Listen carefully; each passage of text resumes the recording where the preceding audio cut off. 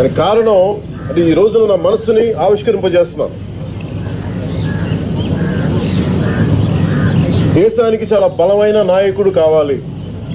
దానికి కారణం ఆ రోజు నరేంద్ర మోదీ గారికి మద్దతు తెలపడానికి, మా నాన్నగారు చనిపోయి అస్థికలు కలపడానికి కాశీలో ఉంటున్నప్పుడు బాంబే దాడి జరిగింది. బాంబేలో ఈ మనకి ఉగ్రవాదులు వచ్చి మనకి బాంబేలో తాజ్మహల్ హోటల్ మీద దాడి జరిగినప్పుడు వీటన్నిటికీ నాకు ఆయన ఒకటే అనిపించింది, జరుగుతూ ఉంది. అలాగే దానికి ముందు పార్లమెంటు మీద అటాక్ జరిగింది.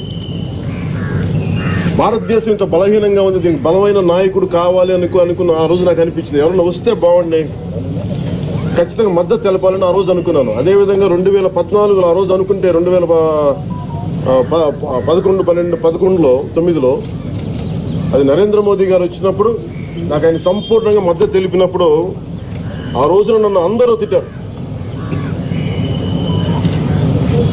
నేను ఒక నిర్ణయం తీసుకుంటే దానికి వెనక్కి వెళ్ళను. దానికి కారణాలు ఉంటాయి, హేతు ఉంటుంది దానికి. ఆ రోజు నేను ఏ రోజు కూడా ఆ రోజు నుంచి ఈ రోజు వరకు కూడా నేను నరేంద్ర మోదీ గారు వారు పిలిస్తే వెళ్ళాను తప్ప, ఎందుకంటే నేను ఆ స్థాయి నాయకుల కాలాన్ని నేను దుర్వినియోగం చేయను. కనీసం ఒక ఫోటో ఆపర్చునిటీ కూడా నేను అడగను. అంటే ఇవన్నీ నేను దేశ సమగ్రతని, దేశ అభివృద్ధిని ఉద్దేశం పెట్టుకునే మాట్లాడుతాను, ఒక అభిప్రాయం మద్దతు తెలియజేసిన.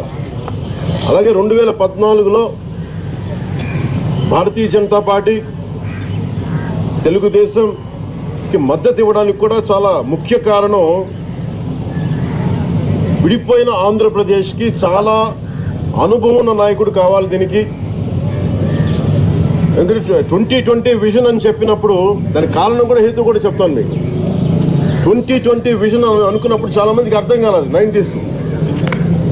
ఈరోజు మనం మాదాపూర్కి వెళ్తే ఎన్ని లక్షలాది మంది ఎంప్లాయీస్, అంత లక్షల కోట్ల టర్న్ ఓవర్ ఉండి ఒక కొత్త సిటీ క్రియేట్ చేసిన వ్యక్తి. ఆయనతో నాకు విభేదాలు ఉండొచ్చు, అభిప్రాయ భేదాలు ఉండొచ్చు, పాలసీ పరంగా నేను విభేదించవచ్చు, కానీ ఆయన అనుభవాన్ని కానీ ఆయన తాలూకు శక్తి సమర్థతను కానీ నేను ఎప్పుడు తక్కువ ఎంచున్నాయి.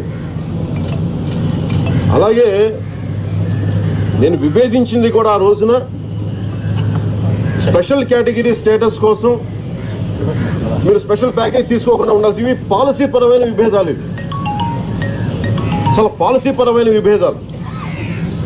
ఇట్లాగే నేను గొడవపడి బయటకు వచ్చాను తప్ప,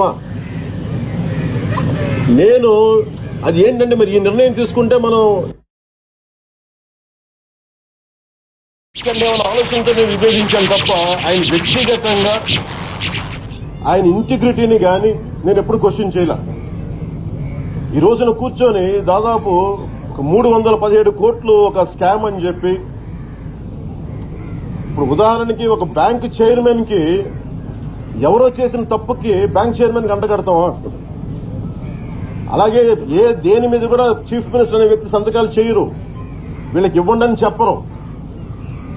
అది కూడా 2013లో ఈ పర్టికులర్ కేసు, ఈ కంపెనీ గుజరాత్ లో ప్రారంభమైన కంపెనీ ఇది. దాన్ని ప్రాతిపాదిక తీసుకొని స్కిల్ డెవలప్మెంట్ దీనికి ఇచ్చారు, దాని కాంట్రాక్ట్ ఇచ్చి, అది కూడా 3,700 కోట్లకి అది బేసిక్ అది హార్డ్వేర్ సప్లై చేయటం. దాని ప్రకారం ఇస్తే అన్ని దాంట్లో ఏదైనా తప్పులు జరిగితే ఆ కన్సర్న్ వ్యక్తుల్ని దాన్ని మీరు తీసుకెళ్లాలి, విచారించాలి.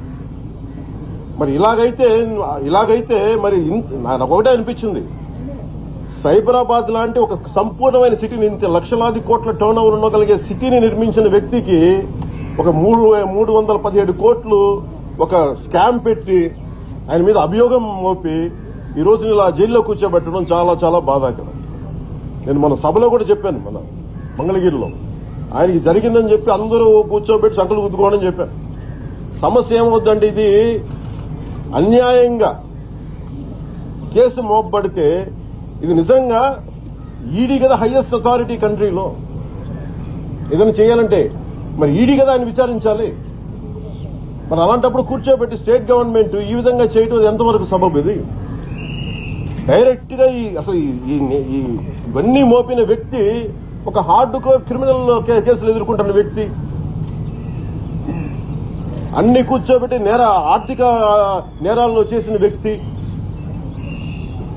అతను చేసిందంతా ఎదుర్కొన్నారని చెప్పి ప్రతి ఒక్కళ్ళు ఈరోజు నేను కూడా జైల్లో పెట్టడం చాలా బాధాకరం. ఆయనతోటి నాకు విభేదాలు ఉండొచ్చు, అభిప్రాయ భేదాలు ఉండొచ్చు, అవన్నీ పాలనాపరమైనవి, పాలసీ పరమైనవి.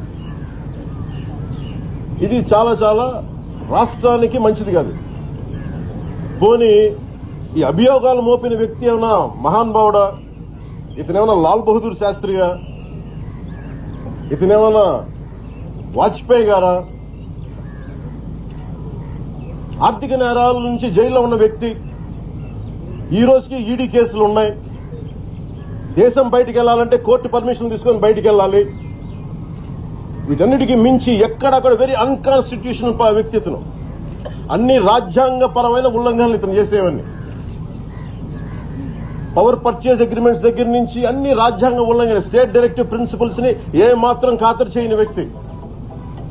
స్టేట్ డైరెక్టివ్ ప్రిన్సిపల్స్ ప్రకారం అంతర్జాతీయంగా భారతదేశం ఎంతైనా ఒప్పందం పెట్టుకుంటే రాష్ట్రాలు అవి ఖాతరు చేయాలి. స్టేట్ డైరెక్టివ్ ప్రిన్సిపల్స్ లో అది ఉంటుంది. దాన్ని ఖాతరు చేయని వ్యక్తి, ఏ విధంగా తీసుకుని అందరినీ భయభ్రాంతులను చేసే వ్యక్తి, ఇదే వాలంటీర్ వ్యవస్థని ఇలా చేశారన్న తిట్టిన వ్యక్తి, ప్రైవేట్ డేటా చోరీ జరుగుతుందని కోడిలాగా మొత్తం కప్పెక్కి కూర్చున్న వ్యక్తి ఈ రోజున డేటా చౌర్యం చేస్తుంటే ఇన్ని రకాలుగా ఉల్లంఘించిన వ్యక్తి, మనకి రాజ్యాంగాన్ని ఉల్లంఘించిన వ్యక్తి, చట్టాలను ఉల్లంఘించిన వ్యక్తి ఈ రోజున ఇట్లాంటి అవినీతి ఆరోపణలు చేస్తా ఉంటే చాలా హాస్యాస్పదంగా ఉంది. మరి దీనికి ఎక్కడ చూసిన పోనీ అభివృద్ధి బాగుందా? మరి డెవలప్మెంట్ ఏమైనా ఉందా? ఉపాధి అవకాశాలు ఏమైనా వచ్చినాయా? ఇతను చెప్పిన హామీలు ఏదన్నా నిలబెట్టుకున్నాడా? మద్యపానం నిషేధిస్తానని చెప్పి మద్యపాన నిషేధాన్ని చేశాడా? సిపిఎస్ ని రద్దు చేస్తానని చెప్పి సిపిఎస్ ని రద్దు చేశాడా? 2.5 లక్షల ఉద్యోగాలు ఇస్తానని చెప్పి 2.5 లక్షల ఉద్యోగాలు ఏది ఒక్క మాట ఏది కూడా ఒక్కటి కూడా నిలబెట్టుకోలేని వ్యక్తి అడ్డగోలుగా దోపిడీ చేస్తా ఉంటే ఉదాహరణకి మద్యపాన నిషేధంలో దాదాపు 1/3 ఆఫ్ ఇన్కమ్ వాళ్ళ పాకెట్స్ లోకి వెళ్ళిపోతా ఉంది. డిజిటల్ పేమెంట్స్ లేవు, క్యాషే ఇవ్వాలి. ఇంత అడ్డగోలుగా కనిపిస్తా ఉంటే వీళ్ళ అవినీతి ఈ కూర్చోబెట్టి తను మొత్తం బురదలో కూరుకుపోయి ఆ కూరుకుపోయిన బురదను అందరి మీద వేస్తా ఉన్నాడు ఈ వ్యక్తి. పోనీ దీంతో పాటు లా అండ్ ఆర్డర్ సిచ్యువేషన్ ఎవడు ప్రశ్నించకూడదు గవర్నమెంట్ ని. అరే డెమోక్రసీలో ఉంటుంది, డిసెంట్ ఉంటుంది. డెమోక్రసీలో ఒక అభిప్రాయం చెప్తే దానికి భిన్నమైన అభిప్రాయం ఉంటుంది. నువ్వు తట్టుకోలేకపోతే ఎట్లాగా? నువ్వు దాన్ని అనేసి నేను అందరితో విభేదిస్తాను కొన్ని ప్రజలకు సంబంధించి, అంత మాత్రాన ఇలా కూర్చోబెట్టి నాలాంటోడు మాట్లాడుతుంటే నాలాంటోడు నువ్వు ఆంధ్రప్రదేశ్ సరిహద్దులను నువ్వు ఆపేస్తానంటే ఎక్కడికి వెళ్తాం మేము? నీకు ఆపే హక్కు ఉందా?